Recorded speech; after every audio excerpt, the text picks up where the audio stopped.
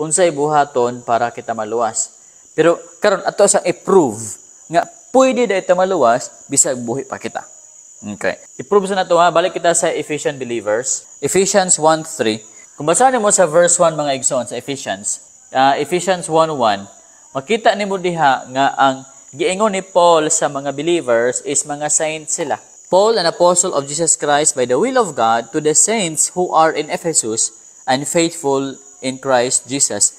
Ang term ni Paul para sa ilaha is mga saints sila. Saints, mga santo. Now, kini mga gatuo o gadawat kang Kristo, ang ngalan sa ilaha mga santo. Busa bitaw, kitang tanan nga gatuo gadawat kang Kristo, santo kita. Ang pagkasanto, dili lang kana para kang Pablo, para kang Pedro, para kang Juan, kundi para kanatong tanan nga gatuo gadawat kang Kristo, kita mga santos.